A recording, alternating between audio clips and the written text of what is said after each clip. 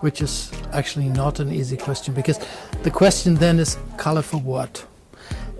Because as a designer, sure, we have preferences too, but we always everything is always linked to a purpose, and so that would also be true for the question of color. Yeah,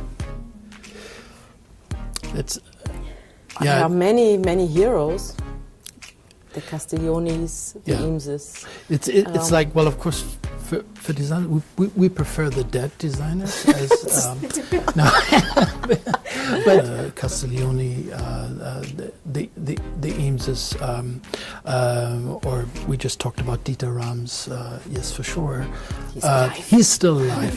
I think Naoto Fukasawa is a very nice colleague of ours. Is certainly one of our favorites. So is Sam Hecht.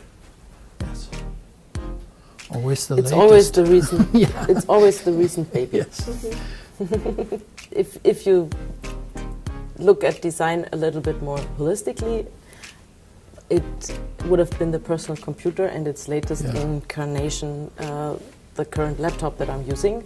From this company out of California, so with a fruity name.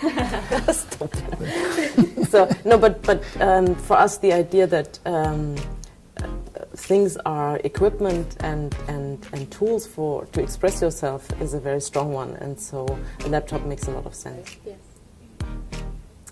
Everything should be as simple as possible, but not simpler. Right. And this is not ours, but it was Albert Einstein. But you can apply it to design as well. What you said before about the computer, I think most of the time, what we do focuses on the joy of use. We think the beauty of handling an object, the beauty of operating it, of using it, is just as important as the visual aspect, and they should go together.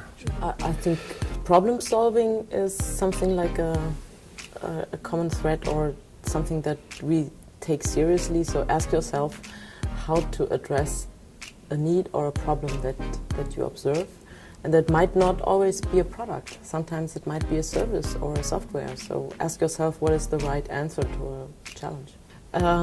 It's interesting. Herman Miller says so. We know Gary for a long time, and obviously others at the Design Yard. But Herman Miller calls it a double green light policy, but it's not true. Actually, it's not that you only have to convince two people. No, you have to win over every single person. Yes. It's not a top-down organization. It's really, you have to convince everybody, and only if everybody is on board and thinks it's a good idea and it makes sense, then something can move forward. So this is a push-pull process that takes much longer than a bottom-down process, but it's more careful that you can forget it. Yeah. See, when we know the client is Herman Miller and the objective is a task chair. It's like, designing a chair for Herman Miller is like running for Pope. And that describes the whole ambition. Yes.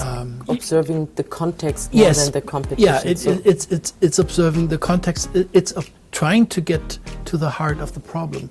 And the problem is not always captured in the existing solutions. The future workplace will look very much like today. It's messy. There's not one workplace there. Yeah. It's many situations, and sometimes your workplace is just your laptop or even your phone. So there's not one answer. The ease of use and the quick adaptation of the environment to what the user wants is key. Red tape in the future office will be very rare. The most important part is holding you up in 45 centimeters above ground, and that comes close to your body, and you know instantaneously if it's not working. Yeah. So Bill Stumpf, the great designer that co-designed the Aeron chair together with Don Chadwick, coined that really, really great phrase of absence of awareness. Which as the definition for comfort. So that's really like a guiding principle. It's like the first prototype we built it from Mirra. That was from bicycle parts, from everything that we could find. Rollerblades. Rollerblades. I don't think that, with the exception of the base, there was no chair part actually in it. But it's not so much the material, but we consider ourselves experts for geometry and in combination of geometries in order to create a certain kind of performance. And so we are experimenting more with techniques how to build something and how to produce something, and that is like one of the details here. We had to come up with a new method how to encapsulate a membrane to an edge that can then be attached to a hard part. And so we developed the molding process for that. So it's not so much materials, but how to get materials of different properties together. Our tests are very subjective, but severe. That's a very good point, because at least when we started, there was not a single female engineer at Herman Miller working on chairs. So the guys were always testing, can I recline? And of course they could recline. And can I sit like this? So one of the very, very simple objectives was that, can I recline and put my feet on the table? And that sounded very subjective, but I think we propelled in that direction even further, because we have a very diverse group of people and with different heights, different body types, different preferences, and everybody has a say over the comfort, and we really discussed that in a very intense way, and that helped us to reflect on or get an idea of the breadth of people's choices and preferences, and of course that then needs to be verified with all kinds of anthropometric measurements. But it's a good starting point if we as a design firm already try to cope with a larger range of preferences. And of course it's also very different age groups.